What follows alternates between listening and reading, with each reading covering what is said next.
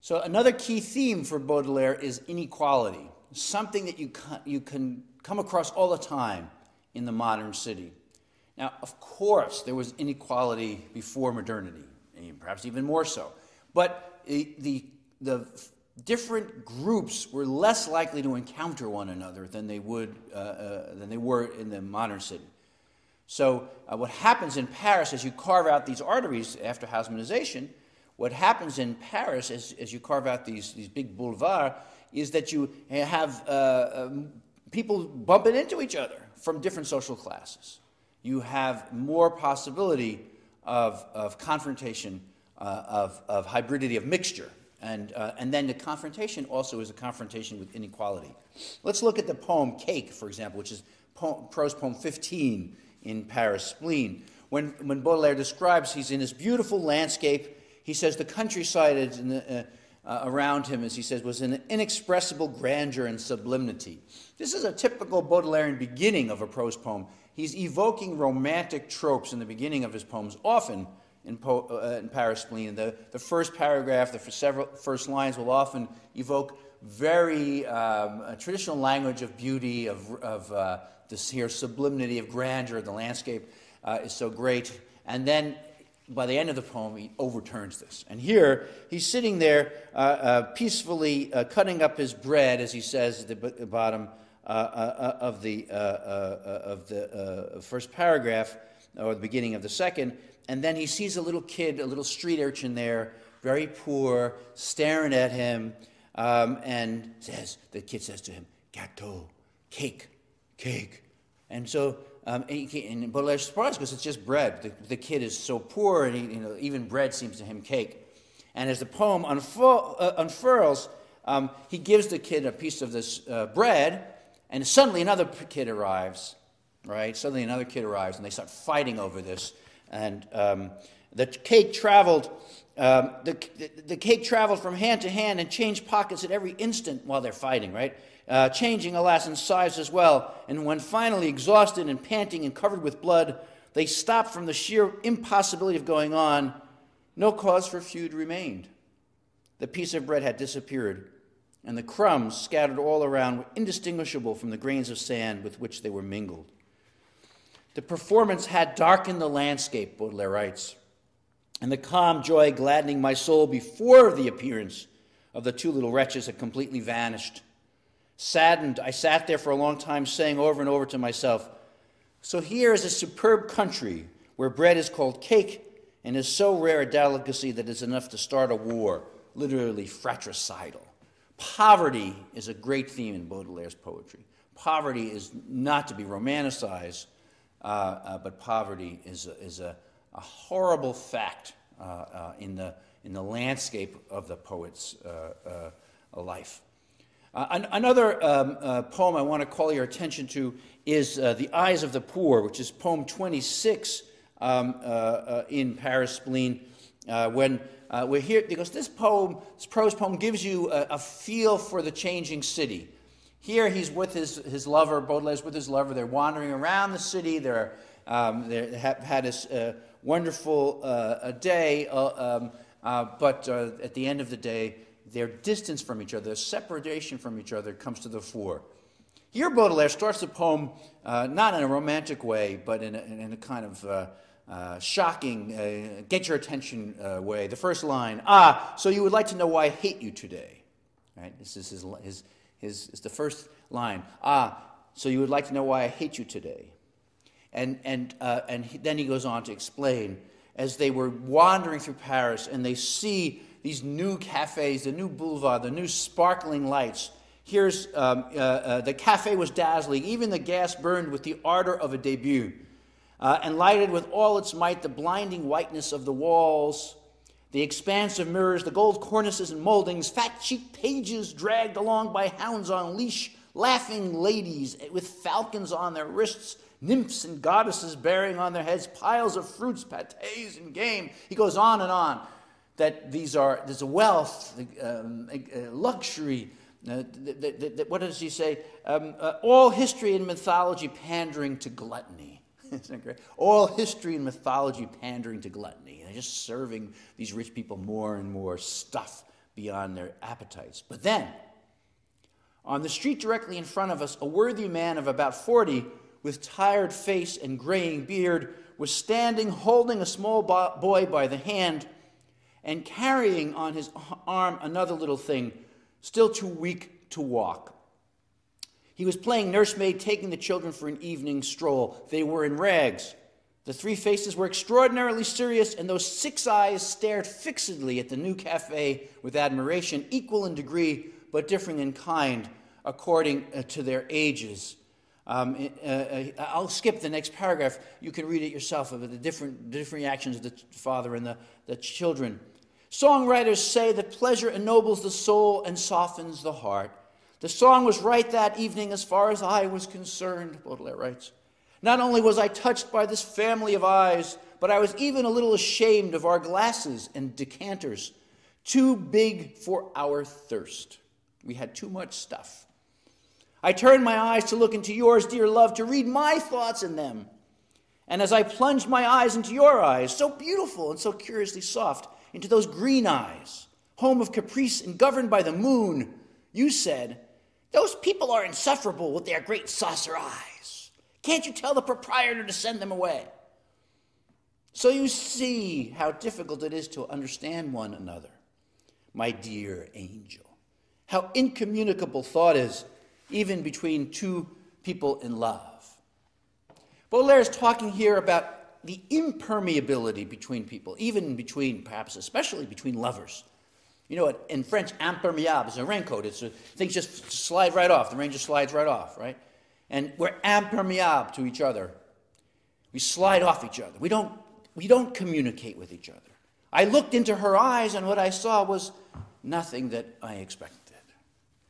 This is for Baudelaire the occasion for sorrow, for pain, that we are impermeable to one another, but is also the occasion for great poetry, for trying to see how poetry can bridge these gaps, how poetry, how writing, how art can overcome this incommunicable feature of daily life. Here in the New Paris, people bump into each other all the time. They bump into each other all the time, but they never actually communicate with each other.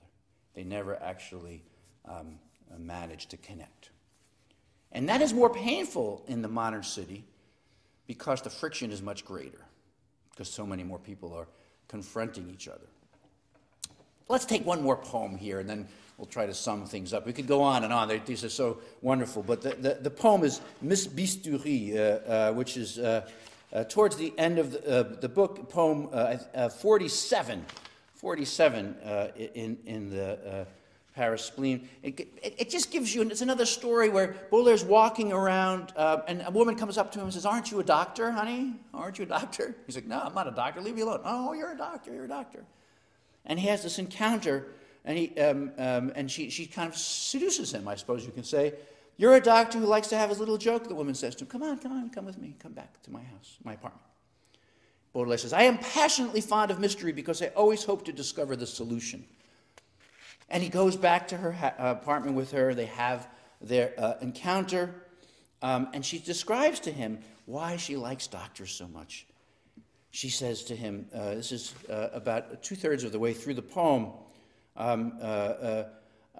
she has a lover who's a doctor, and she says she takes care of him, but she really would like to see him come with his instrument case and his apron, even with a little blood on it.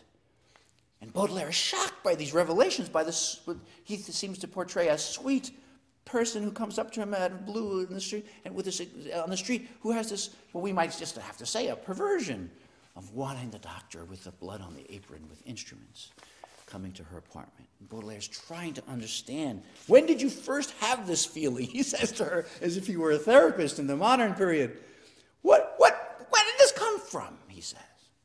And then he concludes, because she says, "I don't know. I don't remember. I don't remember." And the last paragraph of the poem. "What oddities one finds in big cities when one knows how to roam and how to look." That's it. That's the Baudelairean aesthetic. What oddities one finds in big cities when one knows how to roam and how to look. Life swarms with innocent monsters. And that phrase, innocent monsters, is one I want you to retain for Baudelaire. That's what he's looking for.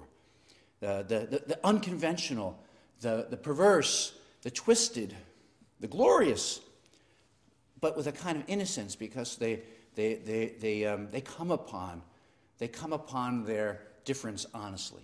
Life swarms with innocent monsters. Lord my God, you the creator, you the master, you who have made both law and liberty, you the sovereign who permits, you the judge who pardons, you who contain all motives and all causes, and who perhaps have put a taste for the horrible in my mind in order to convert my heart, like the cure at the point of the knife.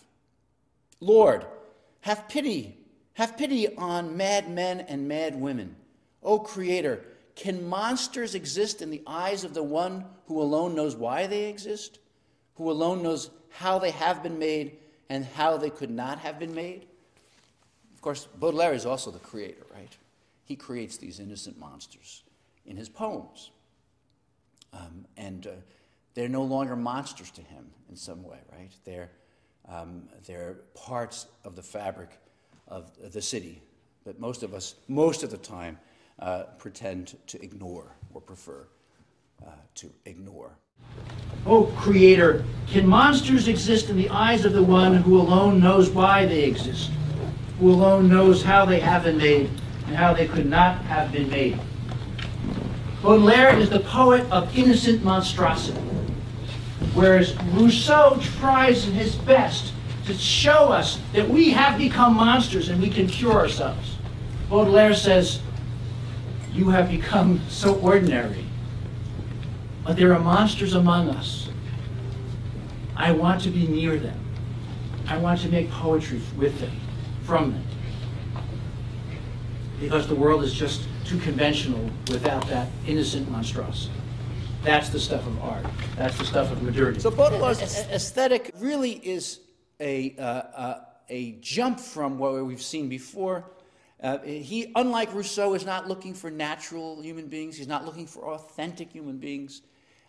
He's not mocking them with ironic distance, as Flaubert did. He's not trying to cure us of the disease of modernity, as Marx wanted to.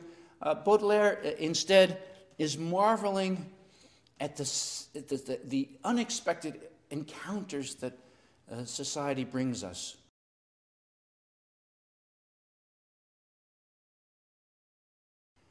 So Baudelaire is a poet of modernity because Baudelaire embraces the unexpected, the encounter that occurs because of the fluidity of the modern city. He is not looking for something underneath all of this change and all of this difference that will explain it away or provide a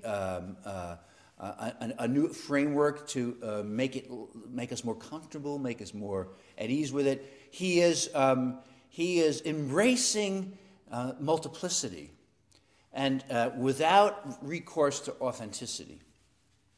Remember, Rousseau talked about the importance of honesty and a kind of the wrestling naked that Rousseau uses as the metaphor for stripping away our disguises and being really there for one another.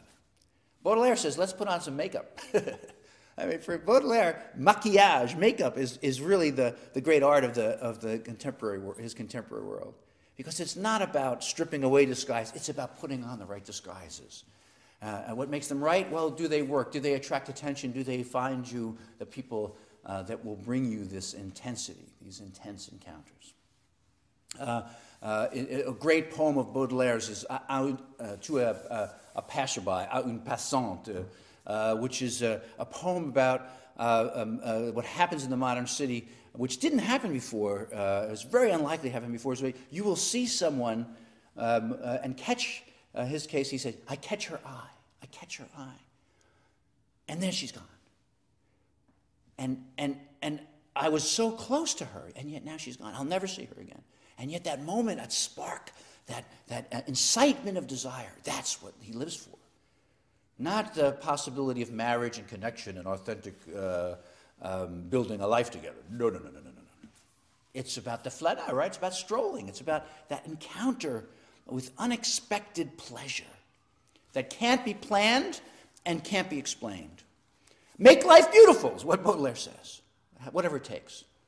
And we'll have to pick up the story of that search for intensity with Nietzsche in our next lecture.